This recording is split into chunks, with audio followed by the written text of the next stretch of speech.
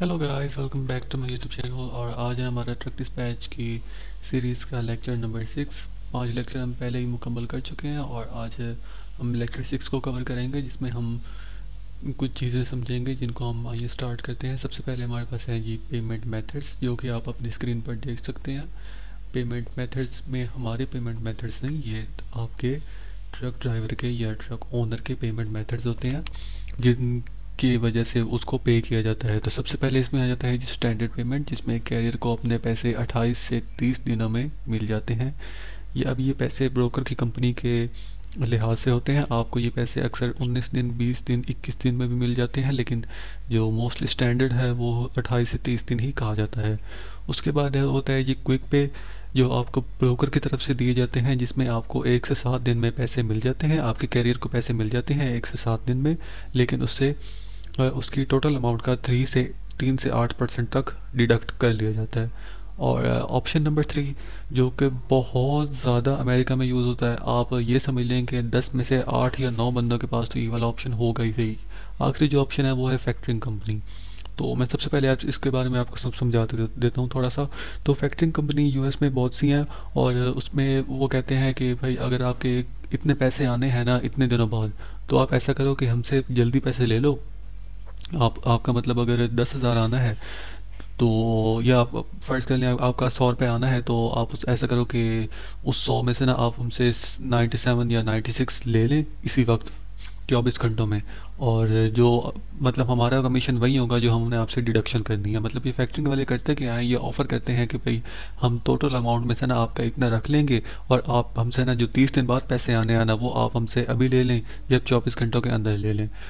US में हर truck driver के पास, almost हर driver के पास अपनी फैक्टरिंग कंपनी होती है, जिसको वो अपनी इनवॉइस दिखाता है। अब इनवॉइस से क्या मुराद है कि वो अपने डॉक्यूमेंट्स दिखाएगा, भाई क्या नाम है, मैंने ये लोड डिलीवर कर दिया है और मुझे इसके पैसे इतने दिनों बाद मिलने हैं, तो आप ऐसे करेंगे ना मेरी पेमेंट प्रोसेस कर लें। तो फैक्टरिंग कंपनी क्या करती है, वो इसके डॉक्यूमेंट्स वेरीफाई करती है कि क्या वे डॉक्यूमेंट सच में ऐसे हैं कि नहीं है, मतलब सच में इसने लोड डिलीवर किया है कि नहीं किया। तो फिर वो उसके ब्रोकर की कंपनी को रीच करते हैं कि हाँ भाई यहाँ से यहाँ तक लोड था, इस ड्राइवर ने ये लोड उठाया कि तो सच में ये लोड था।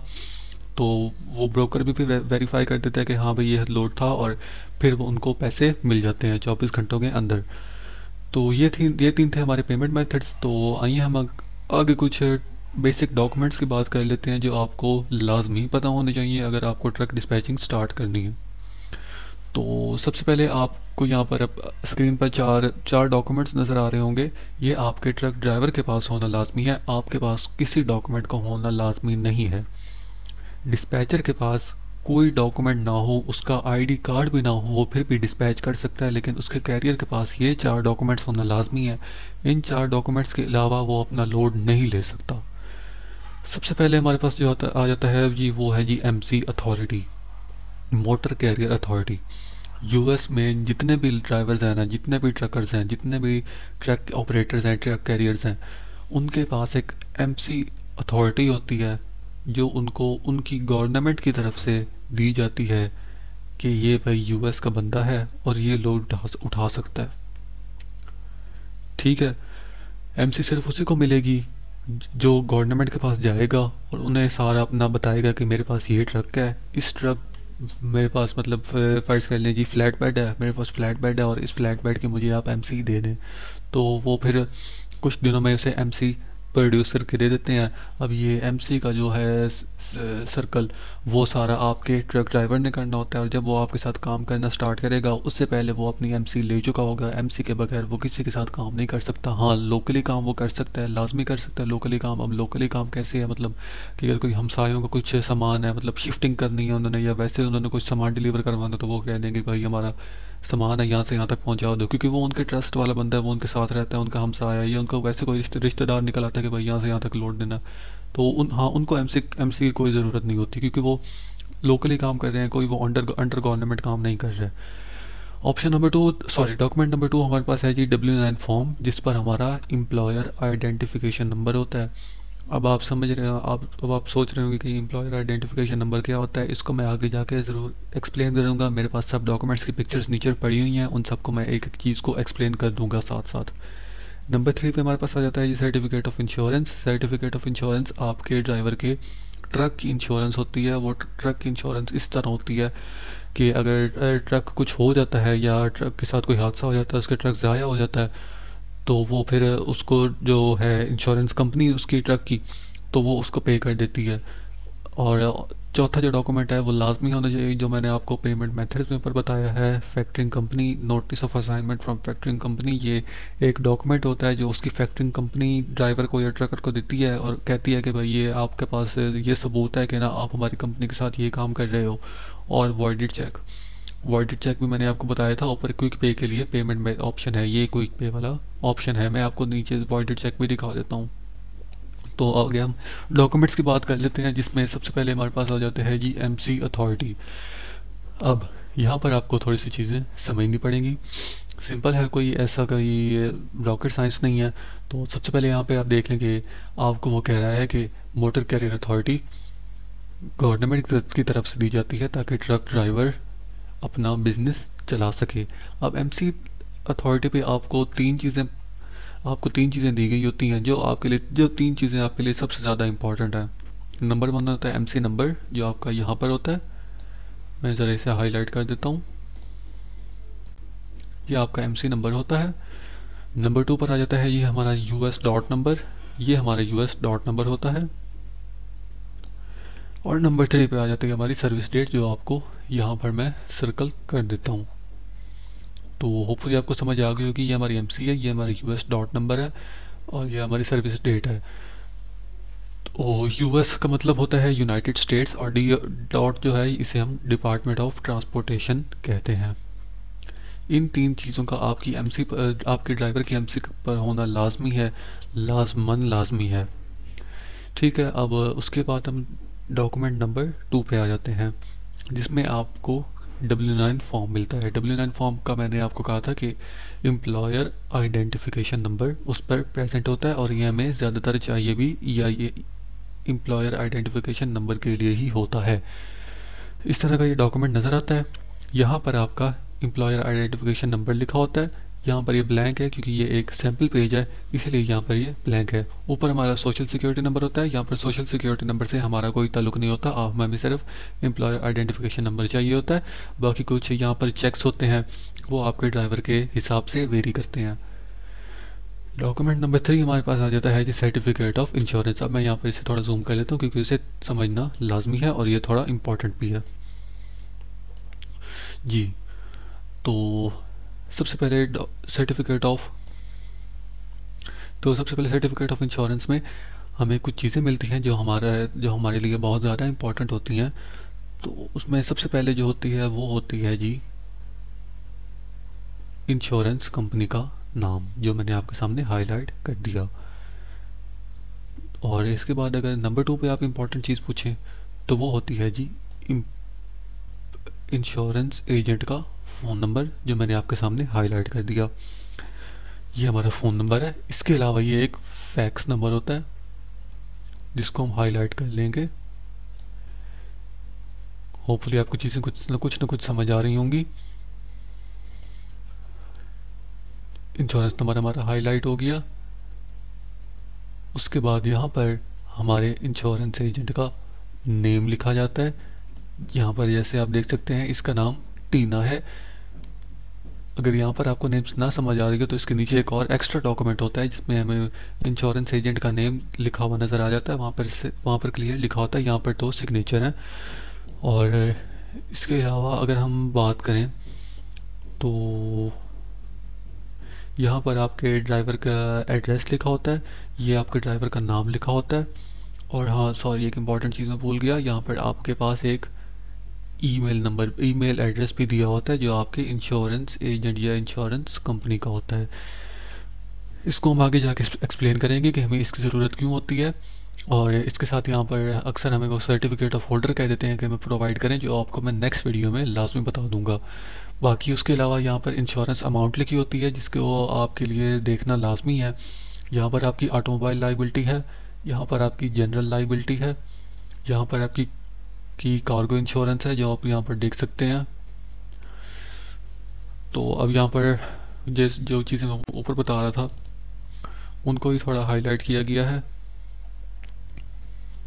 देखिए यहाँ पर अब आप देख सकते हैं जनरल लाइबिलिटी इंश्योरेंस इतने से इतने के दरमियान होती है, ऑटोमोबाइल इंश्योरेंस भी आप देख सकते हैं, कार्गो इंश्योरेंस भी अब आप देख सकते हैं। अब अगर मैं अपने लेक्चर नंबर 2 की तरफ आऊँ, जहाँ पर मैंने आपको ट्रक टाइप्स के बारे में बताया था, वहाँ पर मैंने पावर ओनली के लिए एक टर्म इस्तेमाल की थी, ट्रेलर इंटरचेंज इंश्योरेंस या नॉन ऑन ट्रेलर इंश्योरेंस, जो मैंने उस वक्त कहा था कि मैं आपको आगे जाके समझाऊंगा। तो अब हम इस चीज़ की तरफ भी आ जाते हैं। तो पावर ओनली के लिए सबसे पहले हम पावर ओनली को थोड़ा सा रिकॉल कर लेते हैं। पावर ओनली एक सिर्फ पावर होती है, सिर्फ आगे एक ट्रैक्टर होता है, उसके पीछे कोई ट्रेलर नहीं लगा होता है जिसमें आप लोड ट्रांसफ़र कर सकें। उसके लिए आपको पीछे एक ट्रेलर लगाना पड़ता है, वो trailer drive van, step deck, flat bed या रीफर हो सकता है। अब यहाँ पर वहीं नीचे ट्रेलर इंटरचेंज इंश्योरेंस लिखी गई है। अब आप यहाँ पर देख सकते हैं कि ट्रेलर इंटरचेंज इंश्योरेंस है इस तरह की होती है कि अगर आपका ड्राइवर है वो पावर ओनली उसके पास है, आपने उसे एक ड्राइव वैन दिलवाई है, सॉरी ड्राइव वैन का ट्रेलर दिलवाया, और अगर वो उस ट्रेलर को किसी तरह उसका नुकसान कर देता है तो वो उसकी इंश्योरेंस कंपनी की तरफ से रिकवर किया जाता है। और ये आपकी ड्राइव वैन की इंटरचेंज इंश्योरेंस लिखी हुई है $50,000 से $80,000, जो आपकी यहाँ पर कहीं पर मेंशन होगी। मैं यहाँ पर जूम करके दिखा देता हूँ, अगर यहाँ पर लिखा हुआ है तो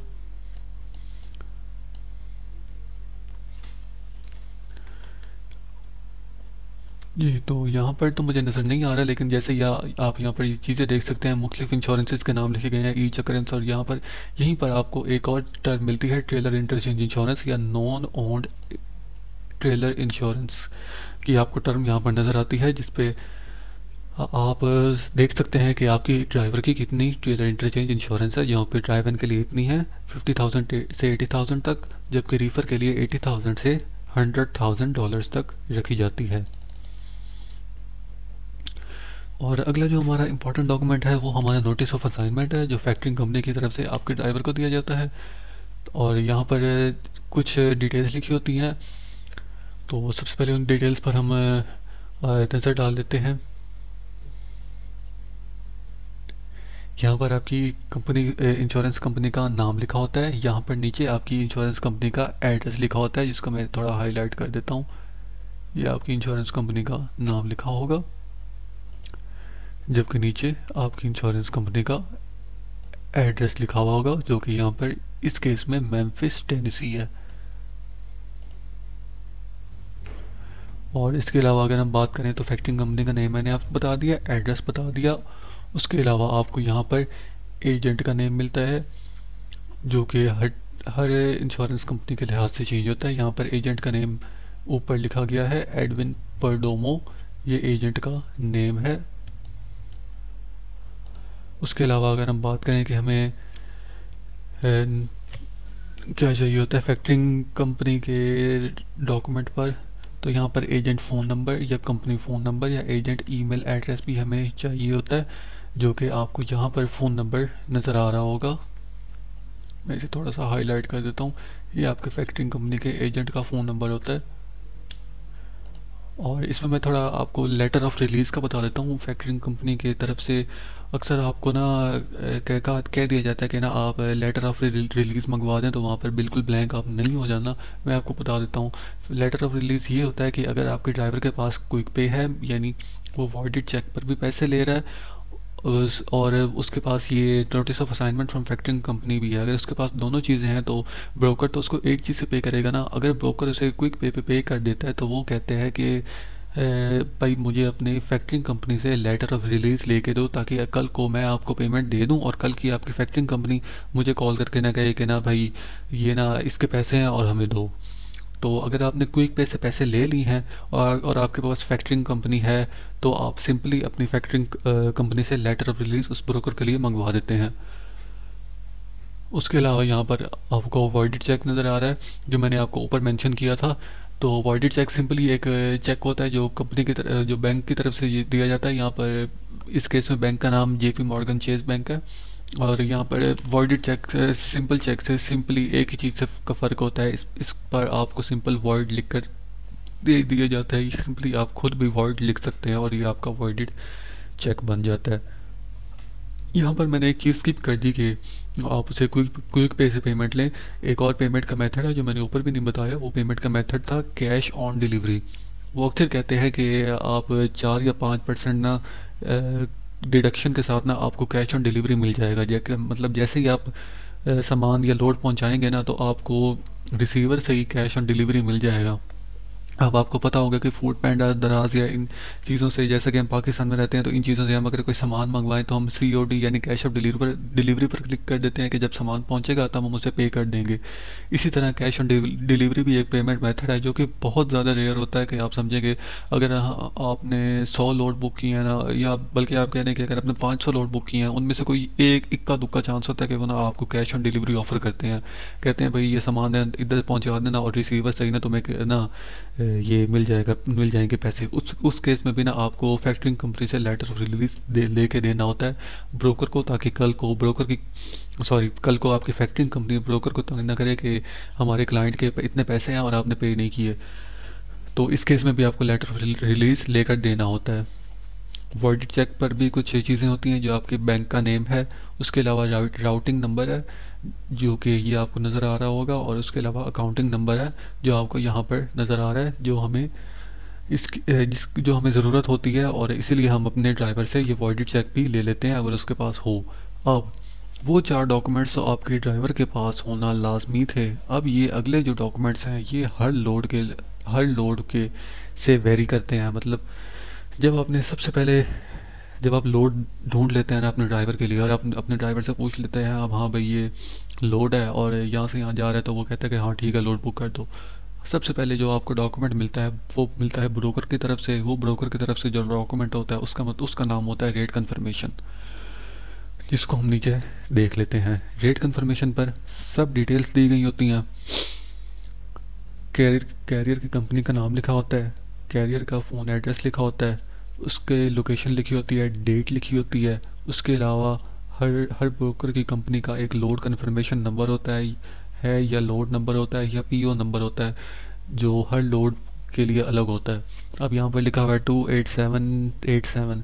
अब ये जो इससे अगला लोड होगा वो 28788 होगा। इसी लिहाज से ना हर के लिए ना का आप ये समझ लें कि लोड कन्फर्मेशन नंबर होता है जो आपके लिए यहाँ पर लिखा होता है। यहाँ पर आपके माइल्स लिखे होंगे, कितने माइल्स हैं, 374। टेम्परेचर लिखा हुआ है, टेम्परेचर आपको सिर्फ रीफर के केस में ही होता है। उसके अलावा BO वाला है, इसको आप स्किप कर देंगे। कमोडिटी में आपको लिखा होता है कि कौन सी कमोडिटी का मैं आपको बता देता हूँ। कमोडिटी का मतलब है कि किस तरह की आइटम है, कौन सी आइटम है जो आपने डिलीवर करनी है, कौन सी आइटम है जो आपने एक जगह से उठाकर दूसरी जगह डिलीवर करनी है। अगली चीज़ जो आपके पास है वो वेट है, वेट 30,000 है। और अमेरिका में पहले भी मैंने आपको टर्म बताई थी, वेट के लिए LBS यानी पाउंड्स यूज़ किया जाता है। उसके बाद आपके पास ट्रेलर की टाइप है जो वैन है। मैंने आपको लेक्चर नंबर 2 में जब मैंने आपको ट्रक टाइप्स बताई थी उस वक्त मैंने आपको बताया था कि ड्राई वैन को अकेला वैन भी कहा जाता है। और यहाँ पर आप देखें वैन लिखा हुआ है। DAT को आप स्किप कर दें। DAT सिंपली लोड बोर्ड का नाम लिखा हुआ है यहाँ पर कि ये इस लोड बोर्ड से बुक हुआ है। ये अब ज़रूरी नहीं है कि हर के आगे ये वैन के आगे DAT लिखा हो, लाजमी नहीं है DAT लिखा हो, क्योंकि ये कुछ ब्रोकर लिख देते हैं कुछ नहीं लिखते। और अगर आप ब्रोकर की कंपनी की बात करें तो यहाँ पर आप ब्रोकर की कंपनी देख सकते हैं, R&R फ्लीट लॉजिस्टिक्स ब्रोकर की कंपनी है। उनका नीचे एड्रेस लिखा हुआ है और उसके नीचे उस ब्रोकर का फ़ोन नंबर लिखा हुआ है। PU1 हमारा पिकअप स्पॉट होता है, जहाँ से हमने लोड उठाना होता है। ये हमारी नेम यानी शिपर की कंपनी का नाम होता है। ये हमारा एग्जैक्ट एड्रेस होता है जिस जगह से हमने लोड उठाना है। यहाँ पर शिपर का फ़ोन नंबर अक्सर दे दिया जाता है, मोस्टली आपको फ़ोन नंबर दे ही दिया जाता है शिपर का। अगर मतलब इन केस अगर ब्रोकर आपका फ़ोन नहीं उठा रहा कि भाई मैं इस जगह पर पहुंच गया हूं, तो आप उस वक्त शिपर को कांटेक्ट कर सकते हैं कि भाई हमारा ड्राइवर इस जगह पर पहुंच गया और आप हमें लोड कर दें।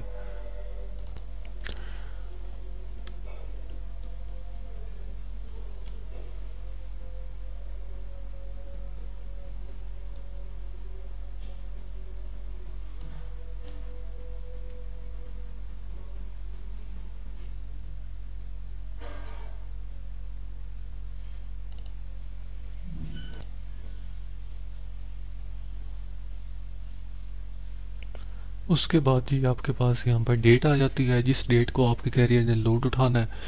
और यहाँ पर 1400 और 1600 मैं आपको थोड़ा सा समझा देता हूँ। 1400 आपका यहाँ पर टाइम है, जो कि आप कह सकते हैं कि ये 24 आवर फॉर्मेट का टाइम है, जो यहाँ पर 2 बजे का टाइम है। सिंपली इसको कैलकुलेट करने के लिए आपको जितना भी टाइम लिखा होगा, मतलब यहाँ पर 14 लिखा है, 14 में से 12 निकाल देने हैं तो पीछे रह जाता है 2, मतलब ये दोपहर के 2 बजे आपने लोड उठाना है।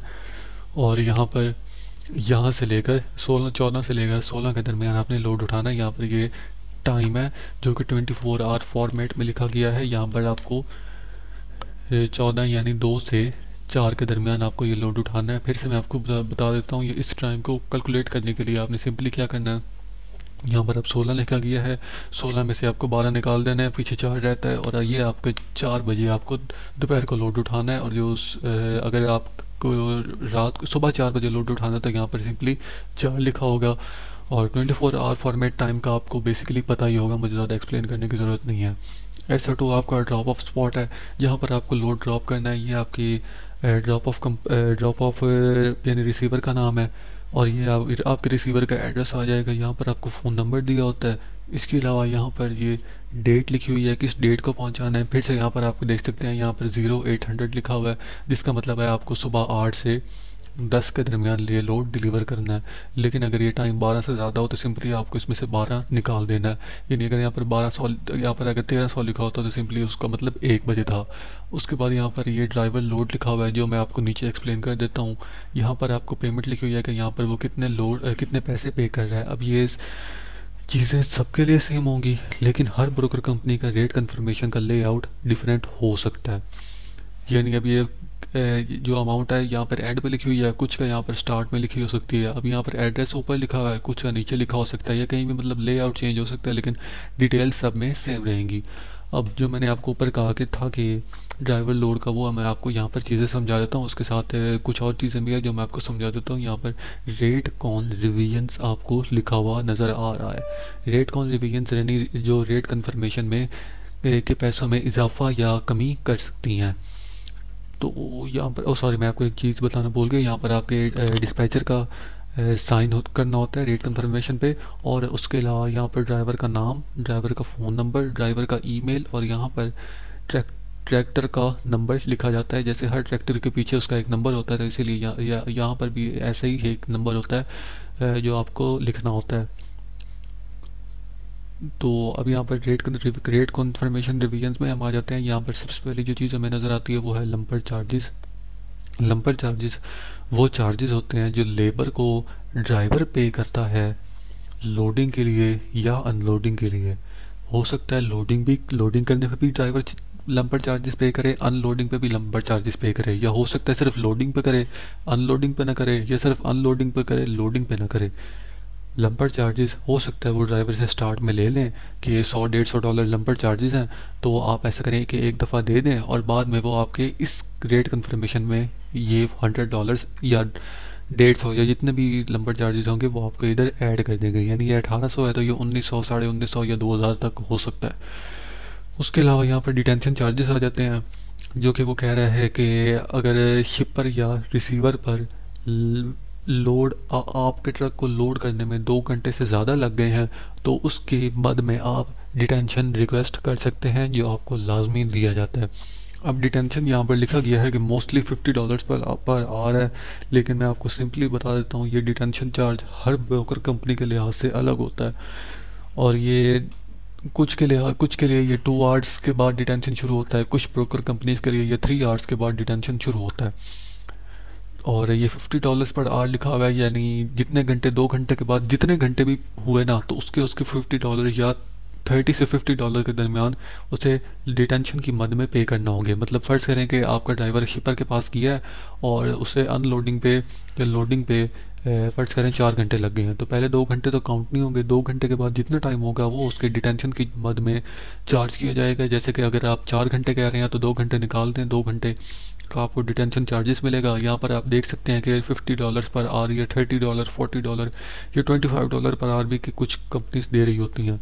तो उसके लिए यहाँ पर $50 मतलब ये $100 आपका 4 घंटे बाद बन जाएगा। अगर आप फ़र्ज़ करें कि 6 घंटे वो बैठा रहा है और वो लोड नहीं हुआ, 6 घंटे के बाद लोड हुआ तो 2 घंटे वैसे निकल जाएंगे, पीछे रह गए 4 घंटे। 4 घंटे को आप 50 से मल्टीप्लाई कर लें, $200। $200 आपको डिटेंशन की मद में पे किए जाएंगे। जो तीसरी चीज़ है वो आ जाती है हमारे पास ले ओवर चार्जेस।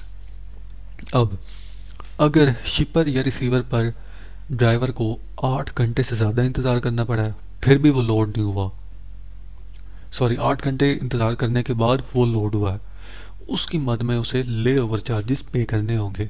अब अगर उसे 8 घंटे सॉरी अगर उसे 9 घंटे लग गए ना लोडिंग में या अनलोडिंग में शीपर के पास या रिसीवर के पास, तो उसे सिंपली $250 या हो सकता है इससे कम भी हो सकता है, इससे ज़्यादा भी हो सकता है, $200 भी हो सकता है, 250, 300, 350 तक ये हो जाता है।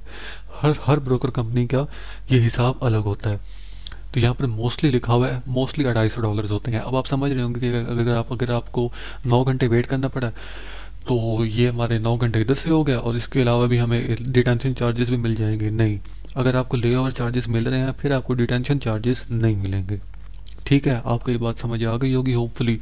उसके अलावा आ जाता है जो हमारे पास टोनू, ट्रक ऑर्डर नॉट यूज्ड।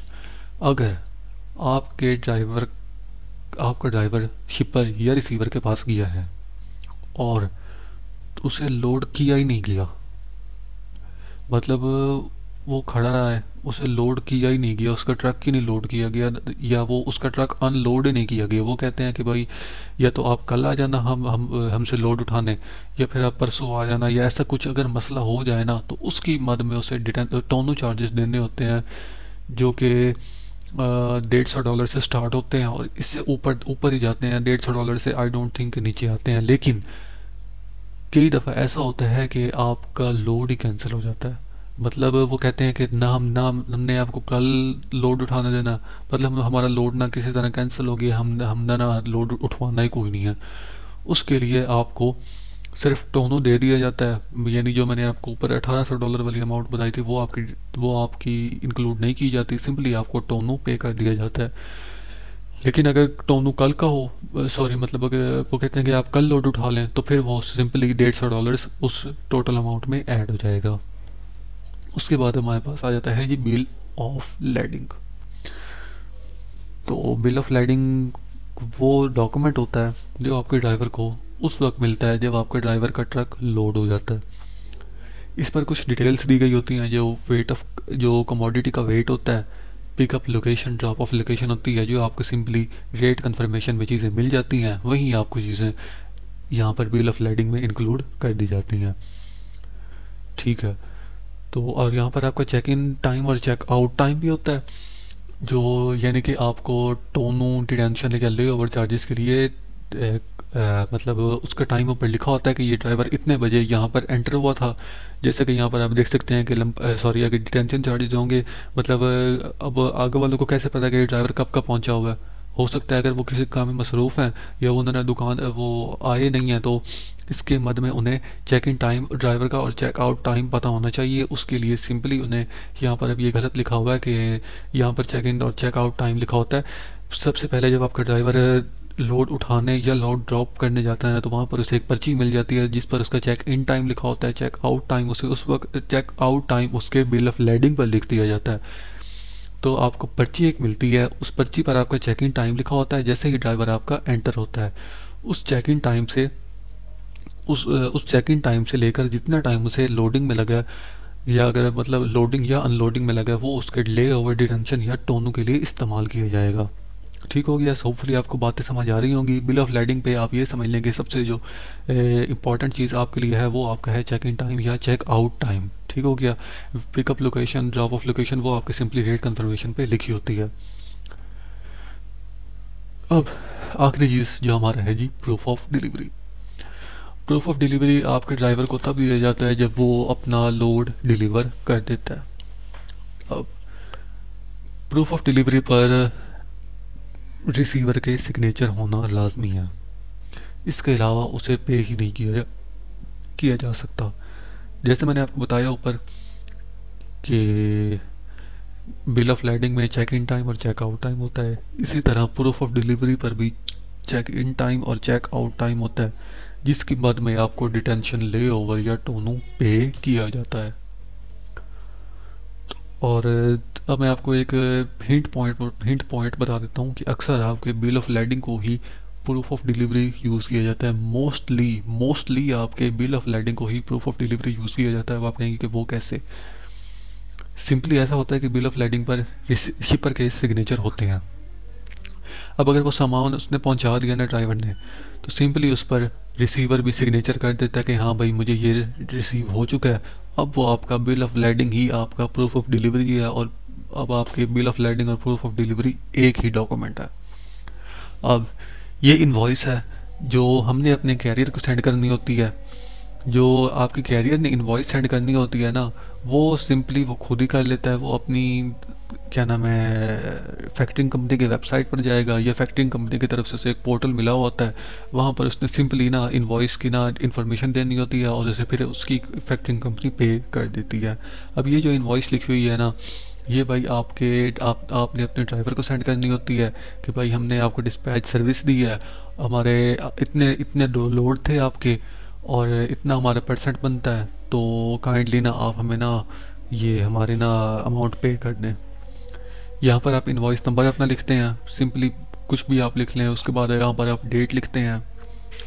उसके बाद आप लिखते हैं टर्म्स। टर्म्स में आपको लिखना होता है कि आप ड्यू डेट से पहले ही वो पे कर दें। यहाँ पर डेट 12/6/2021 यानी 12/6/2021 लिखी गई है, जबकि ड्यू डेट भी वहीं लिखी गई है, लेकिन ये गलत है। मोस्टली आपको अपने ड्राइवर को 1 से 2 दिन या 3 दिन इनवॉइस पे करने के लिए देने होते हैं। उसके अलावा यहाँ पर आप डिटेल्स देख सकते हैं कि मोरिनो वैली कैलिफोर्निया से लोड उठाया गया था, और पर्सल ओक्लाहोमा में लोड पहुंचाया गया था। इतने डॉलर का लोड था, और हमारी इस परसेंटेज में हमें ये लोड दे दो। यहाँ पर दूसरा लोड भी आप देख सकते हैं, ला मिराडा कैलिफोर्निया से डोवर ओहायो लोड पहुंचाया गया था, और $8,000 का लोड था, और काइंडली हमें ना इसका इतना परसेंट दे दो। और सिंपली आपको नीचे ना यहाँ पर अब एक चीज़ स्किप की गई है, जो आपका अकाउंट होता है जिसमें आपको अपने पैसे मंगवाने होते हैं। तो सबसे बड़ा बैरियर पाकिस्तान में पैसे मंगवाने का होता है। जो अगर आप सिंपली मुझसे पूछें कि हमें मतलब अपने ड्राइवर से कैसे पेमेंट मंगवानी चाहिए, तो मैं सिंपली आपको सादा पे का ऑप्शन दूंगा। सादा पे में सिंपली आपने अकाउंट बनाना है। बनाते वक्त ही ना वो आपसे पूछ लेते हैं कि भाई आप फ्रीलांसर हैं। आपने फ्रीलांसर वाले आपने फ्रीलांसर वाले ऑप्शन पर क्लिक करना है, और आपको वो एक फ्रीलांसर वाली प्रोफाइल बना देता है। उसमें आपको इनवॉइस का ऑप्शन मिलता है। सिंपली आपने कुछ भी नहीं, इतना ना कुछ ज़्यादा करना नहीं होता। सिंपली आपने अपने जो है ना क्लाइंट का नाम देना होता है, और आपने अपना नाम देना होता है, और अमाउंट लिख देनी होती है कि भाई इतनी अमाउंट है, आप ना मुझे पे कर दें। वो आपको एक लिंक बना के दे देता है। उस लिंक को ना आपने भाई अपने ना यहाँ पर इनवॉइस में ना ऐड कर देना होता है। अब आपने इनवॉइस कैसे बनानी है, मैं इसकी आपको अलग वीडियो बना कर दे दूंगा, लेकिन मोस्टली हमें इनवॉइस बनाने की ज़रूरत ही नहीं होती। सिंपली क्या करना होता है, हम अपने ड्राइवर को कह देते हैं कि भाई हमारे इतने पैसे बनते थे। बल्कि ज़्यादातर मेरे मेरे साथ तो जितने भी ड्राइवर काम कर रहे हैं ना, मैं उनको सिंपली वो लिंक सेंड कर देता हूँ। वो सिंपली लिंक से पे कर देते हैं, क्योंकि उन्हें पता है कि भाई ट्रस्टेड बंदा है, हमसे ना ऐसे ज़्यादा या कम पैसे नहीं लेगा। तो स्टार्ट में हो सकता है कि आपको 1-2 बार इनवॉइस सेंड करनी पड़े, लेकिन मोस्टली यही होता है कि भाई मैंने ना सॉरी मेरी ना पेमेंट है, और ना ये आप पे कर दें। तो सिंपली आप सादा पे का लिंक उसे सेंड करेंगे। वो अपने कार्ड से, क्रेडिट या डेबिट कार्ड से, वो ना आपकी आपकी पेमेंट क्लियर कर देता है, और शायद 2 के 3 दिन में ना आपके सादा पे के अकाउंट में वो पैसे आ जाते हैं। उससे सिंपली आप वो पैसे निकलवा सकते हैं। तो ये थी आज की हमारी वीडियो। अगर आपको वीडियो पसंद आई हो तो चैनल वीडियो को लाइक लाजमी देना, और चैनल को सब्सक्राइब करना मत भूलिएगा। ये आपकी तरफ से प्यार होता है, और हमारे लिए आप कह लें कि हौसला होता है कि हम और भी ऐसी वीडियोस बनाते रहें। और अगर आपको ऐसा लगे कि मैंने आपको कुछ गलत बताया या आपको मिस गाइड किया, तो आप श्योरली मुझे कमेंट लीव कर सकते हैं। मैं आपके कमेंट का लाजमी रिप्लाई करता हूँ। ऐसा नहीं है कि मैं कमेंट्स का रिप्लाई ना करूँ, कमेंट्स का मैं लाजमी रिप्लाई करता हूँ। और बस आपसे एक ही रिक्वेस्ट है कि पॉजिटिव रिस्पॉन्स दें, वीडियो अपने दोस्तों के साथ शेयर करें, चैनल को सब्सक्राइब लाजमी कर दें, और वीडियो को लाइक भी लाजमी कर दिया करें। और नेक्स्ट वीडियो।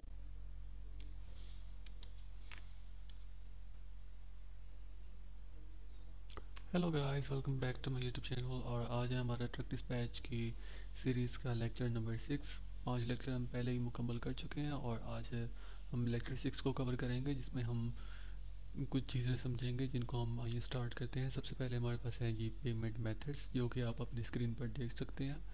पेमेंट मेथड्स में हमारे पेमेंट मेथड्स नहीं, ये आपके ट्रक ड्राइवर के या ट्रक ओनर के पेमेंट मेथड्स होते हैं जिनकी वजह से उसको पे किया जाता है। तो सबसे पहले इसमें आ जाता है जी स्टैंडर्ड पेमेंट, जिसमें कैरियर को अपने पैसे 28 से 30 दिनों में मिल जाते हैं। ये पैसे ब्रोकर की कंपनी के लिहाज से होते हैं। आपको ये पैसे अक्सर 19 दिन, 20 दिन, 21 दिन में भी मिल जाते हैं, लेकिन जो मोस्टली स्टैंडर्ड है वो 28 से 30 दिन ही कहा जाता है।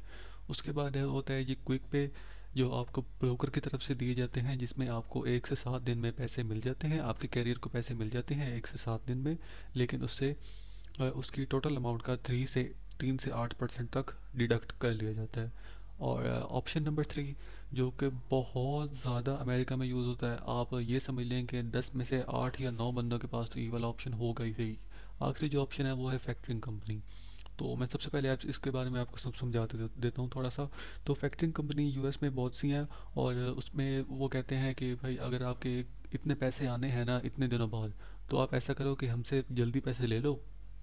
आपका मतलब अगर 10,000 आना है, तो या आप फ़र्ज़ कर लें आपका 100 रुपये आना है, तो आप ऐसा करो कि उस 100 में से ना आप हमसे 97 या 96 ले लें इसी वक्त 24 घंटों में। और जो मतलब हमारा कमीशन वही होगा जो हमने आपसे डिडक्शन करनी है। मतलब ये फैक्टरिंग वाले करते क्या है, ये ऑफ़र करते हैं कि भाई हम टोटल अमाउंट में से ना आपका इतना रख लेंगे, और आप हमसे ना जो 30 दिन बाद पैसे आने आना वो आप हमसे अभी ले लें या 24 घंटों के अंदर ले लें। यूएस में हर ट्रक ड्राइवर के पास, ऑलमोस्ट हर ड्राइवर के पास अपनी फैक्टरिंग कंपनी होती है, जिसको वो अपनी इनवॉइस दिखाता है। अब इनवॉइस से क्या मुराद है कि वो अपने डॉक्यूमेंट्स दिखाएगा, भाई क्या नाम है, मैंने ये लोड डिलीवर कर दिया है और मुझे इसके पैसे इतने दिनों बाद मिलने हैं, तो आप ऐसे करेंगे ना मेरी पेमेंट प्रोसेस कर लें। तो फैक्टरिंग कंपनी क्या करती है, वो इसके डॉक्यूमेंट्स वेरीफाई करती है कि क्या डॉक्यूमेंट सच में ऐसे हैं कि नहीं है, मतलब सच में इसने लोड डिलीवर किया है कि नहीं किया। तो फिर वो उसके ब्रोकर की कंपनी को रीच करते हैं कि हाँ भाई यहाँ से यहाँ तक लोड था, इस ड्राइवर ने ये लोड उठाया कि तो सच में ये लोड था। तो वो ब्रोकर भी फिर वेरीफाई कर देता है कि हाँ भाई ये लोड था, और फिर उनको पैसे मिल जाते हैं 24 घंटों के अंदर। तो ये तीन थे हमारे पेमेंट मेथड्स। तो आइए हम आगे कुछ बेसिक डॉक्यूमेंट्स की बात कर लेते हैं जो आपको लाजमी पता होने चाहिए अगर आपको ट्रक डिस्पैचिंग स्टार्ट करनी है। तो सबसे पहले आपको यहाँ पर अब स्क्रीन पर चार चार डॉक्यूमेंट्स नज़र आ रहे होंगे। ये आपके ट्रक ड्राइवर के पास होना लाजमी है, आपके पास किसी डॉक्यूमेंट का होना लाजमी नहीं है। डिस्पैचर के पास कोई डॉक्यूमेंट ना हो, उसका आईडी कार्ड भी ना हो, वो फिर भी डिस्पैच कर सकता है, लेकिन उसके कैरियर के पास ये 4 डॉक्यूमेंट्स होना लाजमी है। इन 4 डॉक्यूमेंट्स के अलावा वो अपना लोड नहीं ले सकता। सबसे पहले हमारे पास जो आ जाता है जी, वो है जी MC authority, motor carrier authority. US में जितने भी ड्राइवर्स हैं ना, जितने भी ट्रकर्स हैं, जितने भी ट्रक ऑपरेटर्स हैं, ट्रक कैरियर्स हैं, उनके पास एक एमसी अथॉरिटी होती है जो उनको उनकी गवर्नमेंट की तरफ से दी जाती है कि ये भाई यूएस का बंदा है और ये लोग उठा सकता है। ठीक है। एमसी सिर्फ उसी को मिलेगी जो गवर्नमेंट के पास जाएगा और उन्हें सारा अपना बताएगा कि मेरे पास ये ट्रक है, इस ट्रक मेरे पास मतलब फ़र्ज़ कर लें जी फ्लैट बेड है, मेरे पास फ्लैट बेड है और इस फ्लैट बेड की मुझे आप एमसी दे दें। तो वो फिर कुछ दिनों में उसे एमसी प्रोड्यूस करके दे देते हैं। अब ये एमसी का जो है सर्कल, वो सारा आपके ट्रक ड्राइवर ने करना होता है, और जब वो आपके साथ काम करना स्टार्ट करेगा उससे पहले वो अपनी एमसी ले चुका होगा। एमसी के बगैर वो किसी के साथ काम नहीं कर सकता। हाँ, लोकली काम वो कर सकता है, लाजमी कर सकता है लोकली काम। अब लोकली काम कैसे है, मतलब कि अगर कोई हमसायों का कुछ सामान है, मतलब शिफ्टिंग करनी है उन्होंने, या वैसे उन्होंने कुछ सामान डिलीवर करवाना, तो वो कह देंगे भाई हमारा सामान है यहाँ से यहाँ तक पहुँचा दो, क्योंकि वो उनके ट्रस्ट वाला बंदा है, वो उनके साथ रहता है, उनका हमसाया है, या उनका वैसे कोई रिश्तेदार निकल आता है कि भाई यहाँ से यहाँ तक लोड देना। तो उनको एमसी की कोई ज़रूरत नहीं होती, क्योंकि वो लोकली काम कर रहे हैं, कोई वो अंडर अंडर गवर्नमेंट काम नहीं कर रहे हैं। Option number two, sorry, document number 2 हमारे पास है जी W9 फॉर्म, जिस पर हमारा एम्प्लॉयर आइडेंटिफिकेशन नंबर होता है। अब आप समझ रहे हो, अब आप सोच रहे होंगे कि एम्प्लॉयर आइडेंटिफिकेशन नंबर क्या होता है। इसको मैं आगे जाके ज़रूर एक्सप्लेन करूँगा। मेरे पास सब डॉक्यूमेंट्स की पिक्चर्स नीचे पड़ी हुई हैं, उन सबको मैं एक एक चीज़ को एक्सप्लेन कर दूंगा साथ साथ। नंबर 3 पे हमारे पास आ जाता है जी certificate of insurance. Certificate of insurance आपके ड्राइवर के ट्रक की इंश्योरेंस होती है। वो ट्रक की इंश्योरेंस इस तरह होती है कि अगर ट्रक कुछ हो जाता है या ट्रक के साथ कोई हादसा हो जाता है, उसका ट्रक ज़ाया हो जाता है, तो वो फिर उसको जो है इंश्योरेंस कंपनी उसकी ट्रक की, तो वो उसको पे कर देती है। और चौथा जो डॉक्यूमेंट है वो लाजमी होना चाहिए, जो मैंने आपको पेमेंट मेथड्स में ऊपर बताया है। Factoring company notice of assignment from factoring company, ये एक डॉक्यूमेंट होता है जो उसकी फैक्टरिंग कंपनी ड्राइवर को या ट्रकर को देती है और कहती है कि भाई ये आपके पास ये सबूत है कि ना आप हमारी कंपनी के साथ ये काम कर रहे हो।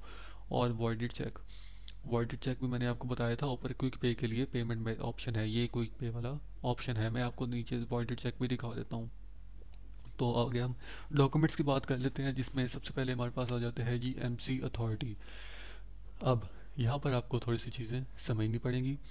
सिंपल है, कोई ऐसा कोई रॉकेट साइंस नहीं है। तो सबसे पहले यहाँ पे आप देख लें कि आपको वो कह रहा है कि मोटर कैरियर अथॉरिटी गवर्नमेंट की तरफ से दी जाती है ताकि ट्रक ड्राइवर अपना बिजनेस चला सके। अब एमसी अथॉरिटी पे आपको तीन चीज़ें दी गई होती हैं, जो तीन चीज़ें आपके लिए सबसे ज़्यादा इंपॉर्टेंट है। नंबर वन होता है एमसी नंबर, जो आपका यहाँ पर होता है। मैं ज़रा इसे हाईलाइट कर देता हूँ। ये आपका एमसी नंबर होता है। नंबर टू पर आ जाता है ये हमारा यूएस डॉट नंबर, ये हमारा यूएस डॉट नंबर होता है। और नंबर थ्री पे आ जाती है हमारी सर्विस डेट, जो आपको यहाँ पर मैं सर्कल कर देता हूँ। तो होपफुली आपको समझ आ गई होगी, ये हमारी एमसी है, ये हमारी यूएस डॉट नंबर है और ये हमारी सर्विस डेट है। तो यूएस का मतलब होता है यूनाइटेड स्टेट्स, और डी डॉट जो है इसे हम डिपार्टमेंट ऑफ ट्रांसपोर्टेशन कहते हैं। इन तीन चीज़ों का आपके ड्राइवर की एमसी पर होना लाजमी है, लाजमी है। ठीक है, अब उसके बाद हम डॉक्यूमेंट नंबर टू पे आ जाते हैं, जिसमें आपको W9 फॉर्म मिलता है। W9 फॉर्म का मैंने आपको कहा था कि एम्प्लॉयर आइडेंटिफिकेशन नंबर उस पर प्रेजेंट होता है, और ये हमें ज़्यादातर चाहिए भी EIA एम्प्लॉयर आइडेंटिफिकेशन नंबर के लिए ही होता है। इस तरह का ये डॉक्यूमेंट नज़र आता है। यहाँ पर आपका एम्प्लॉयर आइडेंटिफिकेशन नंबर लिखा होता है। यहाँ पर ये ब्लैंक है क्योंकि ये एक सैम्पल पेज है, इसीलिए यहाँ पर ये ब्लैंक है। ऊपर हमारा सोशल सिक्योरिटी नंबर होता है। यहाँ पर सोशल सिक्योरिटी नंबर से हमारा कोई ताल्लुक नहीं होता, हमें सिर्फ एम्प्लॉयर आइडेंटिफिकेशन नंबर चाहिए होता है। बाकी कुछ यहाँ पर चेक्स होते हैं, वो आपके ड्राइवर के हिसाब से वेरी करते हैं। डॉक्यूमेंट नंबर थ्री हमारे पास आ जाता है जी सर्टिफिकेट ऑफ इंश्योरेंस। अब मैं यहाँ पर इसे थोड़ा जूम कर लेता हूँ क्योंकि इसे समझना लाजमी है और ये थोड़ा इंपॉर्टेंट भी है जी। तो सबसे पहले सर्टिफिकेट ऑफ सबसे पहले सर्टिफिकेट ऑफ इंश्योरेंस में हमें कुछ चीज़ें मिलती हैं जो हमारे लिए बहुत ज़्यादा इंपॉर्टेंट होती हैं। तो उसमें सबसे पहले जो होती है वो होती है जी इंश्योरेंस कंपनी का नाम, जो मैंने आपके सामने हाईलाइट कर दिया। और इसके बाद अगर नंबर टू पे आप इंपॉर्टेंट चीज़ पूछें तो वो होती है जी इंश्योरेंस एजेंट का फ़ोन नंबर, जो मैंने आपके सामने हाईलाइट कर दिया। ये हमारा फ़ोन नंबर है। इसके अलावा ये एक फैक्स नंबर होता है जिसको हम हाईलाइट कर लेंगे। होपफुली आपको चीज़ें कुछ ना कुछ समझ आ रही होंगी।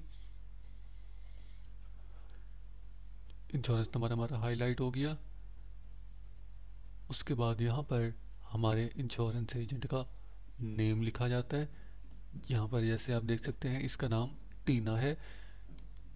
अगर यहाँ पर आपको नेम ना समझ आ रही है तो इसके नीचे एक और एक्स्ट्रा डॉक्यूमेंट होता है जिसमें हमें इंश्योरेंस एजेंट का नेम लिखा हुआ नज़र आ जाता है। वहाँ पर क्लियर लिखा होता है, यहाँ पर तो सिग्नेचर है। और इसके अलावा अगर हम बात करें तो यहाँ पर आपके ड्राइवर का एड्रेस लिखा होता है, ये आपके ड्राइवर का नाम लिखा होता है। और हाँ सॉरी, एक इम्पॉर्टेंट चीज़ मैं भूल गया, यहाँ पर आपके पास एक ईमेल एड्रेस भी दिया होता है जो आपके इंश्योरेंस एजेंट या इंश्योरेंस कंपनी का होता है।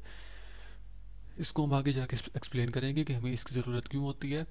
और इसके साथ यहाँ पर अक्सर हमें वो सर्टिफिकेट ऑफ होल्डर कह देते हैं कि हमें प्रोवाइड करें, जो आपको मैं नेक्स्ट वीडियो में लाजमी बता दूंगा। बाकी उसके अलावा यहाँ पर इंश्योरेंस अमाउंट लिखी होती है जिसको आपके लिए देखना लाजमी है। यहाँ पर आपकी ऑटोमोबाइल लाइबिलिटी है, यहाँ पर आपकी जनरल लाइबिलिटी है, यहाँ पर आपकी कार्गो इंश्योरेंस है जो आप यहाँ पर देख सकते हैं। तो अब यहाँ पर जो चीज़ें मैं ऊपर बता रहा था उनको भी थोड़ा हाईलाइट किया गया है।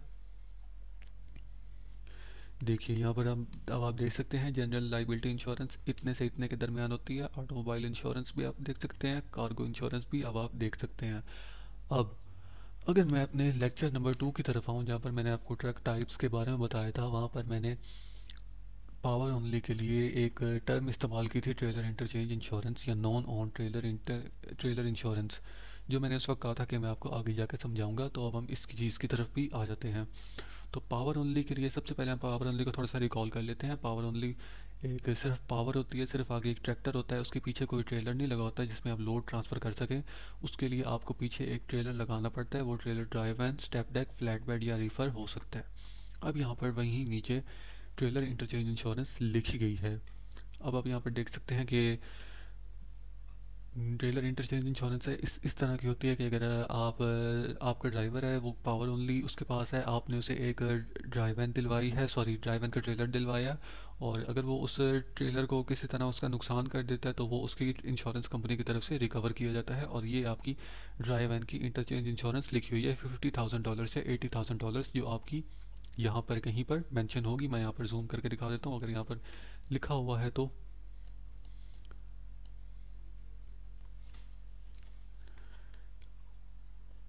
जी। तो यहाँ पर तो मुझे नज़र नहीं आ रहा, लेकिन जैसे आप यहाँ पर ये चीज़ें देख सकते हैं, मुख्तलिफ इंश्योरेंसेस के नाम लिखे गए हैं, ईच अकरेंस, और यहाँ पर यहीं पर आपको एक और टर्म मिलती है, ट्रेलर इंटरचेंज इंश्योरेंस या नॉन ओन्ड ट्रेलर इंश्योरेंस की आपको टर्म यहाँ पर नज़र आती है, जिसपे आप देख सकते हैं कि आपकी ड्राइवर की कितनी ट्रेलर इंटरचेंज इंश्योरेंस है। यहाँ पे ड्राइवर के लिए इतनी है 50,000 से 80,000 तक, जबकि रीफर के लिए 80,000 से $100,000 तक रखी जाती है। और अगला जो हमारा इंपॉर्टेंट डॉक्यूमेंट है वो हमारा नोटिस ऑफ असाइनमेंट है, जो फैक्ट्रिंग कंपनी की तरफ से आपके ड्राइवर को दिया जाता है। और यहाँ पर कुछ डिटेल्स लिखी होती हैं। तो सबसे पहले उन डिटेल्स पर हम नज़र डाल देते हैं। यहाँ पर आपकी कंपनी इंश्योरेंस कंपनी का नाम लिखा होता है। यहाँ पर नीचे आपकी इंश्योरेंस कंपनी का एड्रेस लिखा होता है, जिसको मैं थोड़ा हाईलाइट कर देता हूँ। ये आपकी इंश्योरेंस कंपनी का नाम लिखा होगा, जबकि नीचे आपकी इंश्योरेंस कंपनी का एड्रेस लिखा हुआ होगा, जो कि यहाँ पर इस केस में मेम्फिस टेनेसी है। और इसके अलावा अगर हम बात करें तो फैक्ट्रिंग कंपनी का नेम मैंने आपको बता दिया, एड्रेस बता दिया। उसके अलावा आपको यहाँ पर एजेंट का नेम मिलता है, जो कि हर हर इंश्योरेंस कंपनी के लिहाज से चेंज होता है। यहाँ पर एजेंट का नेम ऊपर लिखा गया है, एडविन परडोमो, ये एजेंट का नेम है। उसके अलावा अगर हम बात करें कि हमें क्या चाहिए होता है फैक्ट्रिंग कंपनी के डॉक्यूमेंट पर, तो यहाँ पर एजेंट फ़ोन नंबर या कंपनी फ़ोन नंबर या एजेंट ईमेल एड्रेस भी हमें चाहिए होता है, जो कि आपको यहाँ पर फ़ोन नंबर नज़र आ रहा होगा। मैं इसे थोड़ा सा हाईलाइट कर देता हूँ। ये आपके फैक्ट्रिंग कंपनी के एजेंट का फ़ोन नंबर होता है। और इसमें मैं थोड़ा आपको लेटर ऑफ रिलीज़ का बता देता हूँ। फैक्ट्रिंग कंपनी की तरफ से अक्सर आपको ना कह दिया जाता है कि ना आप लेटर ऑफ रिलीज़ मंगवा दें, तो वहाँ पर बिल्कुल ब्लैंक आप नहीं हो जाना। मैं आपको बता देता हूँ, लेटर ऑफ रिलीज़ ये होता है कि अगर आपके ड्राइवर के पास क्विक पे है, यानी वो वॉइडेड चेक पर भी पैसे ले रहा है, और उसके पास ये notice of assignment from factoring company भी है, अगर उसके पास दोनों चीज़ें हैं तो ब्रोकर तो उसको एक चीज़ से पे करेगा ना। अगर ब्रोकर उसे क्विक पे कर देता है तो वो कहते हैं कि भाई मुझे अपनी फैक्ट्रिंग कंपनी से लेटर ऑफ रिलीज़ लेके दो, ताकि कल को मैं आपको पेमेंट दे दूं और कल की आपकी फैक्ट्रिंग कंपनी मुझे कॉल करके ना कहे कि ना भाई ये ना इसके पैसे हैं और हमें दो। तो अगर आपने क्विक पे से पैसे ले ली हैं और आपके पास फैक्ट्रिंग कंपनी है, तो आप सिंपली अपनी फैक्ट्रिंग कंपनी से लेटर ऑफ रिलीज उस ब्रोकर के लिए मंगवा देते हैं। उसके अलावा यहाँ पर आपको वॉइडेड चेक नज़र आ रहा है, जो मैंने आपको ऊपर मेंशन किया था। तो वॉइडेड चेक सिंपली एक चेक होता है जो कंपनी की जो बैंक की तरफ से दिया जाता है। यहाँ पर इस केस में बैंक का नाम जेपी मॉर्गन चेज बैंक है। और यहाँ पर वॉइडेड चेक सिंपल चेक से सिंपली एक ही चीज़ से का फ़र्क होता है, इस पर आपको सिंपल वॉइड लिख कर दे दिया जाता है। ये सिंपली आप खुद भी वॉइड लिख सकते हैं और ये आपका वॉइडेड चेक बन जाता है। यहाँ पर मैंने एक चीज़ स्किप कर दी कि आप उसे क्विक पे से पेमेंट लें। एक और पेमेंट का मेथड है जो मैंने ऊपर भी नहीं बताया, वो पेमेंट का मेथड था कैश ऑन डिलीवरी। वो अक्सर कहते हैं कि आप 4 या 5% ना डिडक्शन के साथ ना आपको कैश ऑन डिलीवरी मिल जाएगा। जैसे मतलब जैसे ही आप सामान या लोड पहुंचाएंगे ना, तो आपको रिसीवर से ही कैश ऑन डिलीवरी मिल जाएगा। अब आपको पता होगा कि फूड पैंडा, दराज या इन चीज़ों से, जैसे कि हम पाकिस्तान में रहते हैं तो इन चीज़ों से हम अगर कोई सामान मंगवाएं तो हम COD यानी कैश ऑफ डिलीवरी पर क्लिक कर देते हैं कि जब सामान पहुंचेगा तब हम उसे पे कर देंगे। इसी तरह कैश ऑन डिलीवरी भी एक पेमेंट मेथड है जो कि बहुत ज़्यादा रेयर होता है कि आप समझेंगे। अगर आपने 100 लोड बुक किए हैं ना, या बल्कि आप कह रहे हैं कि अगर आपने 500 लोड बुक किए हैं, उनमें से कोई एक इक्का दुक्का चांस होता है कि वो ना आपको कैश ऑन डिलीवरी ऑफर करते हैं। कहते हैं भाई ये सामान है इधर पहुंचा देना और रिसीवर सही ना तुम्हें ना ये मिल जाएंगे पैसे। उस केस में भी ना आपको फैक्टरिंग कंपनी से लेटर ऑफ रिलीज लेके देना होता है ब्रोकर को, ताकि कल को आपकी फैक्टरिंग कंपनी ब्रोकर को तंग ना करे कि हमारे क्लाइंट के इतने पैसे हैं और आपने पे नहीं किए। तो इस केस में भी आपको लेटर ऑफ रिलीज लेकर देना होता है। वर्डिट चेक पर भी कुछ चीज़ें होती हैं, जो आपके बैंक का नेम है, उसके अलावा राउटिंग नंबर है जो कि ये आपको नज़र आ रहा होगा, और उसके अलावा अकाउंटिंग नंबर है जो आपको यहाँ पर नज़र आ रहा है, जो हमें जो हमें ज़रूरत होती है, और इसीलिए हम अपने ड्राइवर से ये वॉइडेड चेक भी ले लेते हैं अगर उसके पास हो। अब वो 4 डॉक्यूमेंट्स तो आपके ड्राइवर के पास होना लाजमी थे। अब ये अगले जो डॉक्यूमेंट्स हैं ये हर लोड के से वेरी करते हैं। मतलब जब आपने सबसे पहले जब आप लोड ढूंढ लेते हैं ना अपने ड्राइवर के लिए, और आप अपने ड्राइवर से पूछ लेते हैं अब हाँ भाई ये लोड है और यहाँ से यहाँ जा रहा है, तो वो कहता है कि हाँ ठीक है लोड बुक कर दो। सबसे पहले जो आपको डॉक्यूमेंट मिलता है वो मिलता है ब्रोकर की तरफ से। वो ब्रोकर की तरफ से जो डॉक्यूमेंट होता है उसका नाम होता है रेट कन्फर्मेशन, जिसको हम नीचे देख लेते हैं। रेट कन्फर्मेशन पर सब डिटेल्स दी गई होती हैं। कैरियर की कंपनी का नाम लिखा होता है, कैरियर का फ़ोन एड्रेस लिखा होता है, उसके लोकेशन लिखी होती है, डेट लिखी होती है। उसके अलावा हर ब्रोकर की कंपनी का एक लोड कन्फर्मेशन नंबर होता है या लोड नंबर होता है या PO नंबर होता है, जो हर लोड के लिए अलग होता है। अब यहाँ पर लिखा हुआ है 28787। अब ये जो इसे अगला लोड होगा वो 28788 होगा। इसी लिहाज से ना हर के लिए ना का आप ये समझ लें कि लोड कन्फर्मेशन नंबर होता है जो आपके लिए यहाँ पर लिखा होता है। यहाँ पर आपके माइल्स लिखे होंगे, कितने माइल्स हैं, 374। टेम्परेचर लिखा हुआ है, टेम्परेचर आपको सिर्फ रीफर के केस में ही होता है। उसके अलावा BOL है, इसको आप स्किप कर देंगे। कमोडिटी में आपको लिखा होता है कि कौन सी कमोडिटी का मैं आपको बता देता हूँ। कमोडिटी का मतलब है कि किस तरह की आइटम है, कौन सी आइटम है जो आपने डिलीवर करनी है, कौन सी आइटम है जो आपने एक जगह से उठाकर दूसरी जगह डिलीवर करनी है। अगली चीज़ जो आपके पास है वो वेट है, वेट 30,000 है। और अमेरिका में पहले भी मैंने आपको टर्म बताई थी, वेट के लिए LBS यानी पाउंड्स यूज़ किया जाता है। उसके बाद आपके पास ट्रेलर की टाइप है जो वैन है। मैंने आपको लेक्चर नंबर 2 में जब मैंने आपको ट्रक टाइप्स बताई थी उस वक्त मैंने आपको बताया था कि ड्राई वैन को अकेला वैन भी कहा जाता है, और यहाँ पर आप देखें वैन लिखा हुआ है। DAT को आप स्किप कर दें। DAT सिंपली लोड बोर्ड का नाम लिखा हुआ है यहाँ पर कि ये इस लोड बोर्ड से बुक हुआ है। ये अब ज़रूरी नहीं है कि हर के आगे ये वैन के आगे DAT लिखा हो, लाजमी नहीं है DAT लिखा हो, क्योंकि ये कुछ ब्रोकर लिख देते हैं कुछ नहीं लिखते। और अगर आप ब्रोकर की कंपनी की बात करें तो यहाँ पर आप ब्रोकर की कंपनी देख सकते हैं, R&R फ्लीट लॉजिस्टिक्स ब्रोकर की कंपनी है। उनका नीचे एड्रेस लिखा हुआ है और उसके नीचे उस ब्रोकर का फ़ोन नंबर लिखा हुआ है। PO1 हमारा पिकअप स्पॉट होता है, जहाँ से हमने लोड उठाना होता है। ये हमारी नेम यानी शिपर की कंपनी का नाम होता है। ये हमारा एग्जैक्ट एड्रेस होता है जिस जगह से हमने लोड उठाना है। यहाँ पर शिपर का फ़ोन नंबर अक्सर दे दिया जाता है, मोस्टली आपको फ़ोन नंबर दे ही दिया जाता है शिपर का। अगर मतलब इन केस अगर ब्रोकर आपका फ़ोन नहीं उठा रहा कि भाई मैं इस जगह पर पहुंच गया हूं, तो आप उस वक्त शिपर को कांटेक्ट कर सकते हैं कि भाई हमारा ड्राइवर इस जगह पर पहुंच गया और आप हमें लोड कर दें।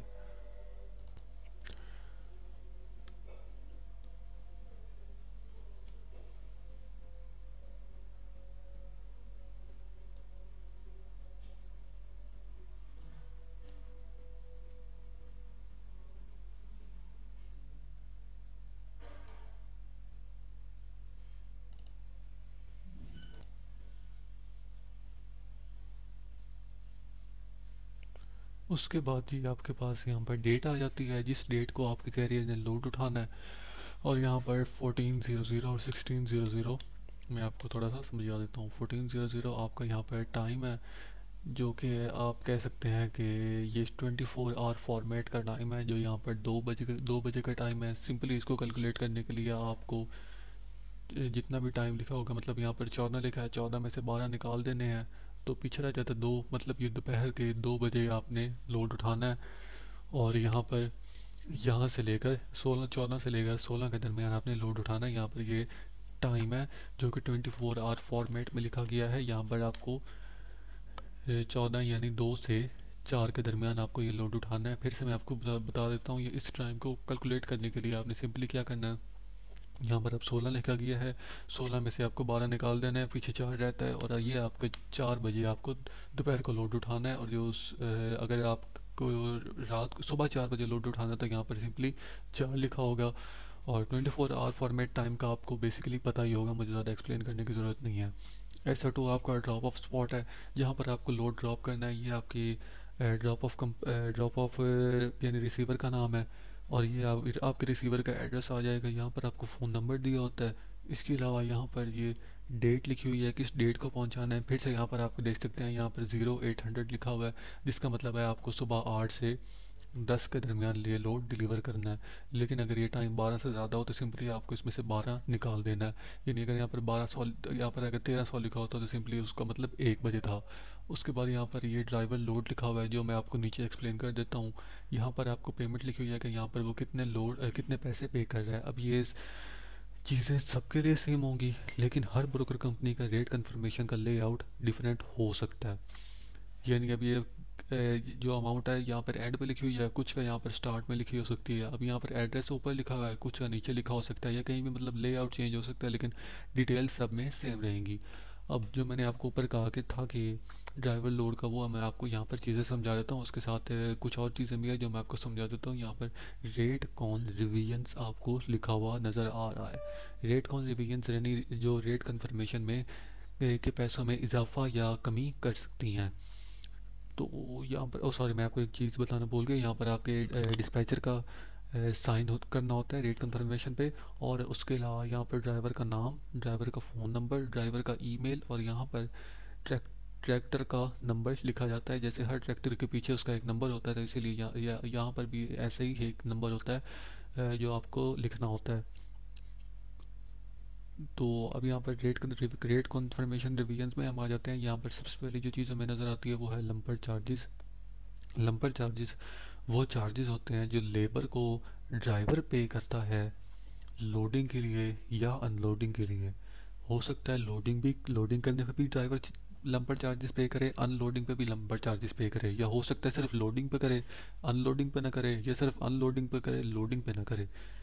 लंपर चार्जेस हो सकता है वो ड्राइवर से स्टार्ट में ले लें कि ये 100-150 डॉलर लंपर चार्जेस हैं, तो आप ऐसा करें कि एक दफ़ा दे दें, और बाद में वो आपके इस रेट कन्फर्मेशन में ये $100 या 150 या जितने भी लंपर चार्जेस होंगे वो आपको इधर ऐड कर देंगे। यानी ये 1800 है तो ये 1900, 1950 या 2000 तक हो सकता है।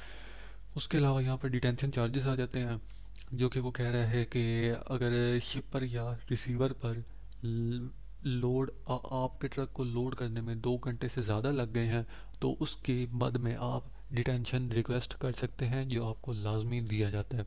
अब डिटेंशन यहाँ पर लिखा गया है कि मोस्टली $50 पर आवर है, लेकिन मैं आपको सिंपली बता देता हूँ ये डिटेंशन चार्ज हर ब्रोकर कंपनी के लिहाज से अलग होता है।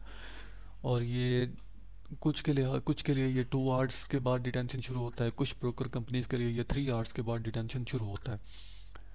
और ये $50 पर आवर लिखा हुआ है, यानी जितने घंटे, 2 घंटे के बाद जितने घंटे भी हुए ना, तो उसके उसके $50 या 30 से $50 के दरमियान उसे डिटेंशन की मद में पे करना होंगे। मतलब फ़र्ज़ करें कि आपका ड्राइवर शिपर के पास किया है और उसे अनलोडिंग पे या लोडिंग पे फ़र्ज़ करें 4 घंटे लग गए हैं, तो पहले 2 घंटे तो काउंट नहीं होंगे। 2 घंटे के बाद जितना टाइम होगा वो उसके डिटेंशन की मद में चार्ज किया जाएगा। जैसे कि अगर आप 4 घंटे कह रहे हैं तो 2 घंटे निकाल दें, 2 घंटे का आपको डिटेंशन चार्जेस मिलेगा। यहाँ पर आप देख सकते हैं कि $50 पर आवर या $30, $40 या $25 पर आवर भी की कुछ कंपनीज दे रही होती हैं। तो उसके लिए यहाँ पर $50 मतलब ये $100 आपका 4 घंटे बाद बन जाएगा। अगर आप फर्ज करें कि 6 घंटे वो बैठा रहा है और वो लोड नहीं हुआ, 6 घंटे के बाद लोड हुआ, तो 2 घंटे वैसे निकल जाएंगे, पीछे रह गए 4 घंटे। 4 घंटे को आप 50 से मल्टीप्लाई कर लें, $200 आपको डिटेंशन की मद में पे किए जाएंगे। जो तीसरी चीज़ है वो आ जाती है हमारे पास ले ओवर चार्जेस। अब अगर शिपर या रिसीवर पर ड्राइवर को 8 घंटे से ज़्यादा इंतज़ार करना पड़ा है फिर भी वो लोड नहीं हुआ, सॉरी 8 घंटे इंतज़ार करने के बाद वो लोड हुआ है, उसकी मद में उसे ले ओवर चार्जेस पे करने होंगे। अब अगर उसे 8 घंटे, सॉरी, अगर उसे 9 घंटे लग गए ना लोडिंग में या अनलोडिंग में, शिपर के पास या रिसीवर के पास, तो उसे सिंपली $250, या हो सकता है इससे कम भी हो सकता है, इसमें ज़्यादा भी हो सकता है, $200 भी हो सकता है, 250, 300, 350 तक ये हो जाता है। हर हर ब्रोकर कंपनी का ये हिसाब अलग होता है। तो यहाँ पर मोस्टली लिखा हुआ है, मोस्टली $250 होते हैं। अब आप समझ रहे होंगे कि अगर आपको 9 घंटे वेट करना पड़ा, तो ये हमारे 9 घंटे इधर से हो गया, और इसके अलावा भी हमें डिटेंशन चार्जेस भी मिल जाएंगे। नहीं, अगर आपको ले ओवर चार्जेस मिल रहे हैं फिर आपको डिटेंशन चार्जेस नहीं मिलेंगे। ठीक है, आपको ये बात समझ आ गई होगी होपफुली। उसके अलावा आ जाता है जो हमारे पास टोनू, ट्रक ऑर्डर नॉट यूज्ड। अगर आपके ड्राइवर आपका ड्राइवर शिपर या रिसीवर के पास गया है और उसे लोड किया ही नहीं गया, मतलब वो खड़ा रहा है, उसे लोड किया ही नहीं गया, उसका ट्रक ही नहीं लोड किया गया, या वो उसका ट्रक अनलोड ही नहीं किया गया। वो कहते हैं कि भाई या तो आप कल आ जाना हम हमसे लोड उठाने, या फिर आप परसों आ जाना, या ऐसा कुछ अगर मसला हो जाए ना, तो उसकी मद में उसे टोनू चार्जेस देने होते हैं, जो कि $150 से स्टार्ट होते हैं और इससे ऊपर ऊपर ही जाते हैं। $150 से आई डोंट थिंक नीचे आते हैं। लेकिन कई दफ़ा ऐसा होता है कि आपका लोड ही कैंसिल हो जाता है। मतलब वो कहते हैं कि ना हमने आपको कल लोड उठाने देना, मतलब हमारा लोड ना किसी तरह कैंसिल हो गया, हमने ना लोड उठवाना ही कोई नहीं है। उसके लिए आपको सिर्फ टोनो दे दिया जाता है, यानी जो मैंने आपको ऊपर $1800 वाली अमाउंट बताई थी वो आपकी इंक्लूड नहीं की जाती, सिंपली आपको टोनो पे कर दिया जाता है। लेकिन अगर टोनू कल का हो, सॉरी, मतलब अगर वो कहते हैं कि आप कल लोड उठा लें, तो फिर वो सिंपली $150 उस टोटल अमाउंट में ऐड हो जाएगा। उसके बाद हमारे पास आ जाता है जी बिल ऑफ लैडिंग।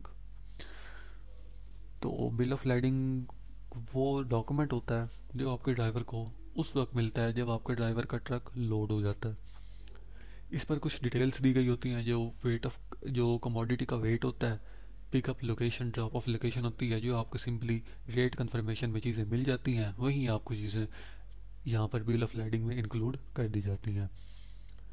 ठीक है, तो और यहाँ पर आपका चेक इन टाइम और चेक आउट टाइम भी होता है, जो यानी कि आपको टोनू डिटेंशन या ले ओवर चार्जेस के लिए मतलब उसका टाइम ऊपर लिखा होता है कि ये ड्राइवर इतने बजे यहाँ पर एंटर हुआ था। जैसे कि यहाँ पर आप देख सकते हैं कि सॉरी, अगर डिटेंशन चार्जेस होंगे, मतलब अब आगे वालों को कैसे पता कि ये ड्राइवर कब का पहुँचा हुआ है। हो सकता है अगर वो किसी काम में मसरूफ़ हैं या उन्होंने दुकान वो आए नहीं हैं, तो इसके मद में उन्हें चेक इन टाइम ड्राइवर का और चेक आउट टाइम पता होना चाहिए। उसके लिए सिंपली उन्हें यहाँ पर अब ये गलत लिखा हुआ है कि यहाँ पर चेक इन और चेक आउट टाइम लिखा होता है। सबसे पहले जब आपका ड्राइवर लोड उठाने या लोड ड्रॉप करने जाता है ना, तो वहाँ पर उसे एक पर्ची मिल जाती है जिस पर उसका चेक इन टाइम लिखा होता है, चेक आउट टाइम उसे उस वक्त चेक आउट टाइम उसके बिल ऑफ लैडिंग पर लिख दिया जाता है। तो आपको पर्ची एक मिलती है, उस पर्ची पर आपका चेक इन टाइम लिखा होता है। जैसे ही ड्राइवर आपका एंटर होता है, उस चेक इन टाइम से उस चेक इन टाइम से लेकर जितना टाइम उसे लोडिंग में लगा, या अगर मतलब लोडिंग या अनलोडिंग में लगा, वो उसके ले ओवर डिटेंशन या टोनों के लिए इस्तेमाल किया जाएगा। ठीक हो गया, होपफुली आपको बातें समझ आ रही होंगी। बिल ऑफ लैडिंग पे आप ये समझ लेंगे सबसे जो इम्पोर्टेंट चीज़ आपके लिए है वो आपका है चेक इन टाइम या चेक आउट टाइम। ठीक हो गया। Pickup location, drop of location वो आपके सिंपली रेट कंफर्मेशन पे लिखी होती है। अब आखिरी चीज़ जो हमारा है जी, proof of delivery. Proof of delivery आपके ड्राइवर को तब दिया जाता है जब वो अपना लोड डिलीवर कर देता है। अब प्रूफ ऑफ डिलीवरी पर रिसीवर के सिग्नेचर होना लाजमी है, इसके अलावा उसे पे ही नहीं किया जा सकता। जैसे मैंने आपको बताया ऊपर कि बिल ऑफ लैंडिंग में चेक इन टाइम और चेक आउट टाइम होता है, इसी तरह प्रूफ ऑफ डिलीवरी पर भी चेक इन टाइम और चेक आउट टाइम होता है, जिसके बाद में आपको डिटेंशन ले ओवर या टोनू पे किया जाता है। और अब मैं आपको एक हिंट पॉइंट बता देता हूँ कि अक्सर आपके बिल ऑफ लैंडिंग को ही प्रूफ ऑफ डिलीवरी यूज़ किया जाता है। मोस्टली मोस्टली आपके बिल ऑफ लैंडिंग को ही प्रूफ ऑफ डिलीवरी यूज़ किया जाता है। अब आप कहेंगे कि वो कैसे। सिंपली ऐसा होता है कि बिल ऑफ लैंडिंग पर शिपर के सिग्नेचर होते हैं। अब अगर वो सामान उसने पहुंचा दिया ना ड्राइवर ने, तो सिंपली उस पर रिसीवर भी सिग्नेचर कर देता है कि हाँ भाई मुझे ये रिसीव हो चुका है, अब वो आपका बिल ऑफ लैडिंग ही आपका प्रूफ ऑफ डिलीवरी है, और अब आपके बिल ऑफ लैडिंग और प्रूफ ऑफ डिलीवरी एक ही डॉक्यूमेंट है। अब ये इनवॉइस है जो हमने अपने कैरियर को सेंड करनी होती है। जो आपके कैरियर ने इनवॉइस सेंड करनी होती है ना, वो सिंपली वो खुद ही कर लेता है। वो अपनी क्या नाम है फैक्टरिंग कंपनी की वेबसाइट पर जाएगा, या फैक्टरिंग कंपनी की तरफ से उसे एक पोर्टल मिला हुआ होता है। वहाँ पर उसने सिंपली ना इनवॉइस की ना इन्फॉर्मेशन देनी होती है, और उसे फिर उसकी फैक्टरिंग कंपनी पे कर देती है। अब ये जो इनवॉइस लिखी हुई है ना, ये भाई आपने अपने ड्राइवर को सेंड करनी होती है कि भाई हमने आपको डिस्पैच सर्विस दी है, हमारे इतने इतने लोड थे आपके, और इतना हमारा परसेंट बनता है, तो काइंडली ना आप हमें ना ये हमारे ना अमाउंट पे कर दें। यहाँ पर आप इनवॉइस नंबर अपना लिखते हैं, सिंपली कुछ भी आप लिख लें। उसके बाद यहाँ पर आप डेट लिखते हैं।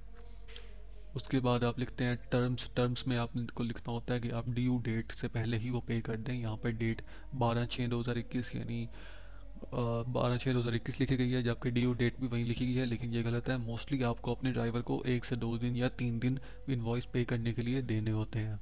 उसके अलावा यहाँ पर आप डिटेल्स देख सकते हैं कि मोरिनो वैली कैलिफोर्निया से लोड उठाया गया था, और पर्सल ओक्लाहोमा में लोड पहुंचाया गया था।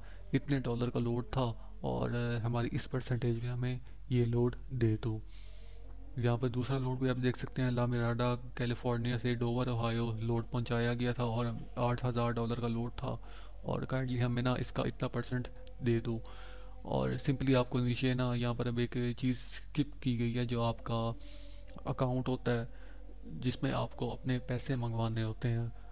तो सबसे बड़ा बैरियर पाकिस्तान में पैसे मंगवाने का होता है।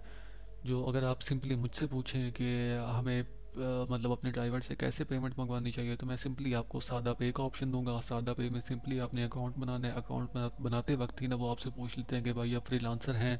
आपने फ्रीलांसर वाले बॉक्स सॉरी आपने फ्रीलांसर वाले ऑप्शन पर क्लिक करना है, और आपको वो एक फ्रीलांसर वाली प्रोफाइल बना देता है। उसमें आपको इनवॉइस का ऑप्शन मिलता है। सिंपली आपने कुछ भी नहीं, इतना ना कुछ ज़्यादा करना नहीं होता। सिंपली आपने अपने जो है ना क्लाइंट का नाम देना होता है, और आपने अपना नाम देना होता है, और अमाउंट लिख देनी होती है कि भाई इतनी अमाउंट है, आप ना मुझे पे कर दें। वो आपको एक लिंक बना के दे देता है। उस लिंक को ना आपने भाई अपने ना यहाँ पर इनवॉइस में ना ऐड कर देना होता है। अब आपने इनवॉइस कैसे बनानी है, मैं इसकी आपको अलग वीडियो बना कर दे दूंगा, लेकिन मोस्टली हमें इनवॉइस बनाने की ज़रूरत ही नहीं होती। सिंपली क्या करना होता है, हम अपने ड्राइवर को कह देते हैं कि भाई हमारे इतने पैसे बनते थे। बल्कि ज़्यादातर मेरे मेरे साथ तो जितने भी ड्राइवर काम कर रहे हैं ना, मैं उनको सिंपली वो लिंक सेंड कर देता हूँ। वो सिंपली लिंक से पे कर देते हैं, क्योंकि उन्हें पता है कि भाई ट्रस्टेड बंदा है, हमसे ना ऐसे ज़्यादा या कम पैसे नहीं लेगा। तो स्टार्ट में हो सकता है कि आपको 1-2 बार इनवॉइस सेंड करनी पड़े, लेकिन मोस्टली यही होता है कि भाई मैंने ना सॉरी मेरी ना पेमेंट है, और ना ये आप पे कर दें। तो सिंपली आप सादा पे का लिंक उसे सेंड करेंगे। वो अपने कार्ड से, क्रेडिट या डेबिट कार्ड से, वो ना आपकी आपकी पेमेंट क्लियर कर देता है, और शायद 2 के 3 दिन में ना आपके सादा पे के अकाउंट में वो पैसे आ जाते हैं। उससे सिंपली आप वो पैसे निकलवा सकते हैं। तो ये थी आज की हमारी वीडियो। अगर आपको वीडियो पसंद आई हो तो वीडियो को लाइक लाजमी देना, और चैनल को सब्सक्राइब करना मत भूलिएगा। ये आपकी तरफ से प्यार होता है, और हमारे लिए आप कह लें कि हौसला होता है कि हम और भी ऐसी वीडियोस बनाते रहें। और अगर आपको ऐसा लगे कि मैंने आपको कुछ गलत बताया या आपको मिस गाइड किया, तो आप श्योरली मुझे कमेंट लीव कर सकते हैं। मैं आपके कमेंट का लाजमी रिप्लाई करता हूँ। ऐसा नहीं है कि मैं कमेंट्स का रिप्लाई ना करूँ, कमेंट्स का मैं लाजमी रिप्लाई करता हूँ। और बस आपसे एक ही रिक्वेस्ट है कि पॉजिटिव रिस्पॉन्स दें, वीडियो अपने दोस्तों के साथ शेयर करें, चैनल को सब्सक्राइब लाजमी कर दें, और वीडियो को लाइक भी लाजमी कर दिया करें। और नेक्स्ट